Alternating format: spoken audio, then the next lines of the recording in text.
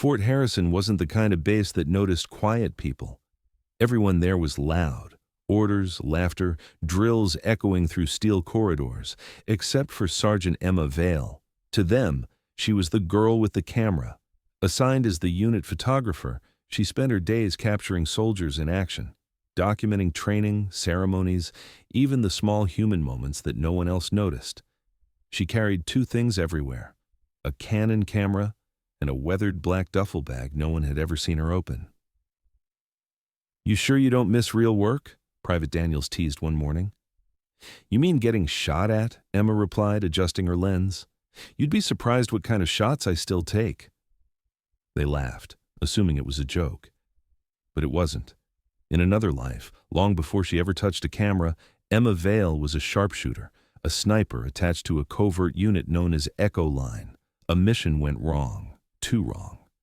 And after that day, she never fired again.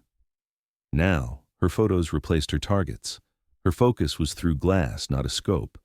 But she never stopped watching. Not really. It was late afternoon when the air changed. Emma was photographing an inspection ceremony, sun cutting across the parade ground, brass glinting. Her camera clicked in rhythm, focus, shutter, breath. But then, something in the viewfinder broke the pattern. Behind the line of saluting officers, a flash of light, not camera glare, a reflection off a rifle scope. Her pupils dilated, the world around her blurred, a reflex buried deep inside her brain, one she swore she'd never use again, came alive. She lowered the camera. Her heartbeat slowed, vision narrowed. She wasn't in Fort Harrison anymore. She was back in Helmand, in the mountains, hearing the wind whisper through the barrel of her rifle. Without thinking, she reached for the black duffel. The zipper sound was soft, almost gentle, like a secret unfolding. Inside was a disassembled M40A5 sniper rifle, custom built, her old partner. Daniels shouted from across the yard, "Emma, what are you doing?" She didn't answer. She assembled the rifle in 30 seconds flat, dropped to one knee, scope adjusted, breath aligned, target, a man in civilian clothes perched behind an old radio tower, aiming straight at the general. Distance, 1,120 meters. Crosswind, 7 knots west. She waited for the flag to flutter, just once. Then, she took the shot. Crack. The sound rolled like thunder through the base. The man never fired his weapon. He dropped silently behind the railing. The ceremony froze. The band stopped mid-note, and the woman everyone thought was just the photographer was standing with smoke curling from a rifle that no one knew existed. The yard was chaos. Soldiers running, shouting, securing the perimeter. Emma didn't move. She just sat there, breathing slow, eyes locked on the horizon. Captain Lewis stormed toward her.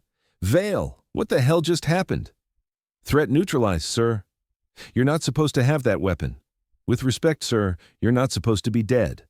He stopped mid-step. Behind him, medics confirmed it. The shooter was real, and the bullet that stopped him had come from over a kilometer away. Lewis exhaled, anger melting into something else. Disbelief, maybe gratitude. "How long have you been sitting on that thing?" "Since Afghanistan." "You were Echo Line, weren't you?" Emma didn't answer. She picked up her camera instead. "Sir, you might want to stand back in the light again." I didn't get the shot. He didn't know whether to laugh or salute. That evening, when reports came in, the security team found evidence. A smuggled rifle, encrypted messages, a plot against the general. The assassin's bullet was meant for the ceremony stage. Emma's bullet found him first. Word spread fast. The photographer. The ghost with a camera. The sniper who took one last picture. She was called into command the next day. A group of officers sat waiting, among them Colonel Ortega, head of Fort Harrison operations. "Sergeant Vale, you broke a dozen regulations," he said. "Yes, sir. But you also saved a dozen lives." "That was never the plan." "Plans change. You saw what no one else did." He placed an envelope on the desk. Inside, a single photo. It was hers, taken moments before the shot. In it, sunlight framed the general's salute, and faintly in the corner, a figure on the tower, half hidden in shadow. Your camera caught him before your rifle did, Ortega said softly. Seems your aim hasn't changed, just your weapon. She smiled for the first time in years. I guess some shots are meant to be taken. When she left the office, she didn't take the rifle with her. She left it there, in the light. That night, she uploaded the last photo from her memory card, the general saluting beneath a golden sky. Caption: Some moments are saved by silence. The report spread faster than any news story could. The photo, the shot, the woman behind the lens, everyone at Fort Harrison was talking about her. But Emma Vale wasn't interested in being a headline. She just wanted to disappear back into her silence. When morning came, the base felt different, quieter. Soldiers she passed didn't joke anymore. They nodded. Some even saluted. No one dared call her the photographer girl again. She walked to the training field, camera in hand. The same field where she'd once crouched to take pictures, now covered in faint footprints and sunlight. She raised her camera, focused, and clicked. Not at soldiers, not at medals. At the empty chair where the general had sat the day before. You always catch moments people miss, said Captain Lewis behind her. That's the point, she replied softly. People forget how much silence says. Lewis hesitated. They're giving you a citation, you know. Medal of Valor recommendation. You saved the general's life. I didn't save anyone, she said, lowering the camera. I just saw what others didn't want to see. Her tone wasn't pride. It was acceptance.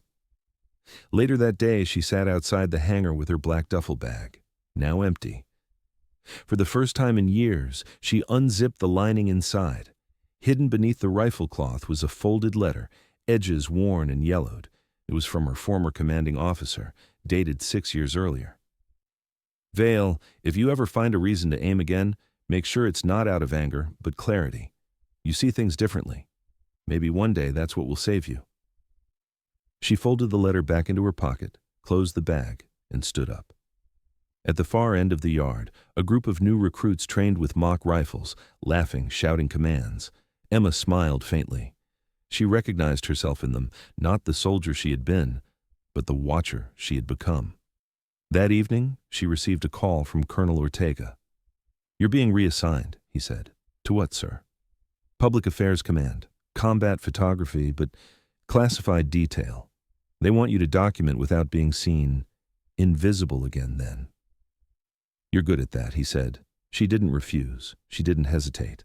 Instead, she looked down at her hands, one used to steady a rifle, now steadying a camera. Different tools, same purpose.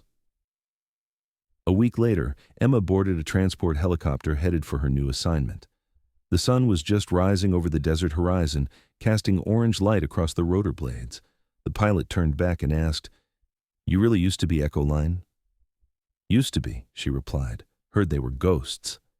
Then maybe I'm the last one left. She lifted her camera. Through the lens, the world blurred into gold and wind. She didn't take a picture. She just watched.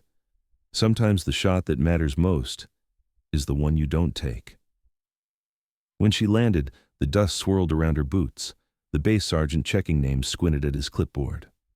Name? Sergeant Vale, photographer. You here to shoot or to shoot? She smiled. Depends on what you see through the viewfinder. The man laughed awkwardly.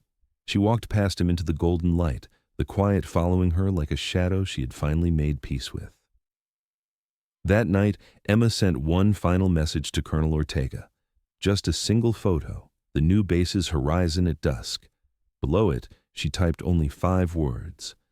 Still watching. Still aiming true.